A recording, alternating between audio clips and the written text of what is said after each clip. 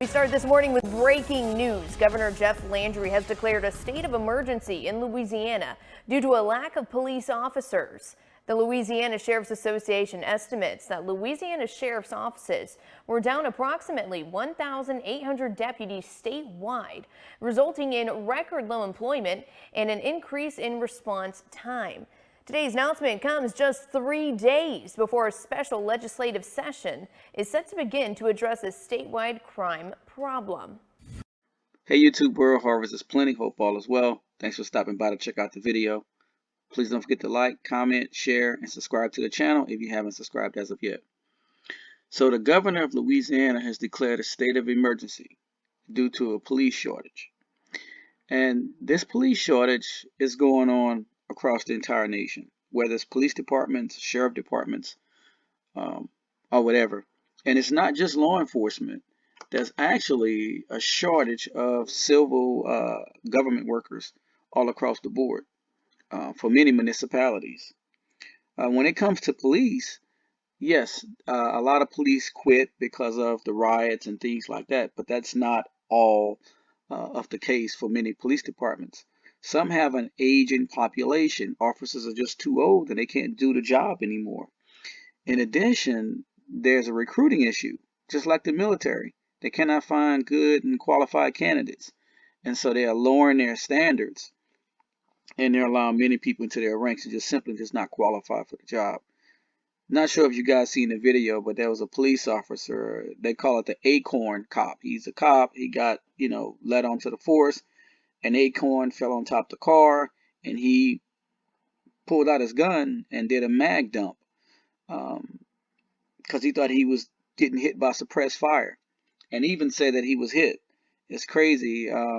You guys could search YouTube for acorn cop and you will see that come up. He was eventually released from the police force. So you have a lot of unqualified people applying for the job, and that's just the way it is. Not only that, when it comes to non-sheriff and non-police officer jobs, there's other sectors in municipalities that are being hit too. I was reading about in Oklahoma, in Tulsa specifically, that there's a shortage of paramedics. So what they did was they took guys from the fire department, ladies and guys from the fire department, and they cross-trained them to become paramedics. So now they have a dual role, firefighter and paramedic. There's a shortage of sanitation workers that's going on across the country. Think about that, a shortage of sanitation workers, trash collectors. I mean, there's a lot of jobs that are missing a lot of their personnel. I also read about a shortage of 911 centers, call centers. Think about that as well. You're trying to call 911, multiple calls are coming in, but it's only 1 or 2 or 3 people manning the phones in a large 911 call center.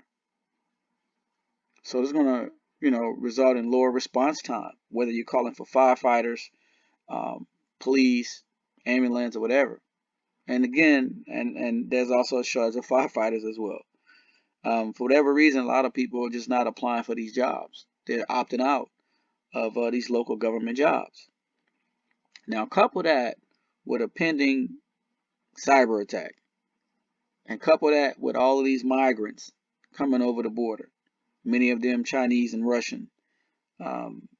As the sheriff from Butler County in the video that I put up, he said that there's a Chinese safe house in every state. And he said many of them came across carrying backpacks and were never caught. They came across carrying these heavy backpacks with probably weapons or bombs or equipment in it and just disappeared across America. And so a lot of this is all planned and staged in terms of the migrant crisis, or whatever case may have you. They're coming across the Texas border. The governor of Texas is flying them and busing them all across America. He's sending them to Detroit, Chicago, Washington, D.C., New York City.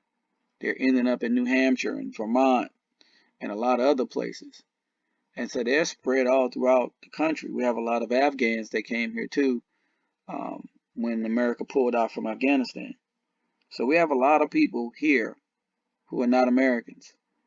And they will be used to take America down.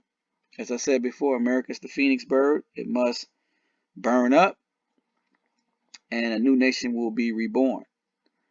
So for you, you need to, become more resilient, more prepared. Reach out to your neighbors. Know your neighbors. Because when things go haywire, you cannot be a lone wolf out there. You will need assistance. You will need help. If you can't get 911, you can't get a paramedic or a firefighter to your location, then maybe your neighbors will come and help you put the fire out. Or maybe you can go help somebody else put a fire out at their house. If you keep fire extinguishers and have water and other things, I'm just trying to offer some help and some examples of how you're going to need your neighbors. If you can't call 911, or if the police force disbanded for whatever reason during a grid down situation, and it's a ton of looters or refugees or whoever that's coming to your neighborhood to rape, rob, and pillage, you would need strength in numbers to repel them.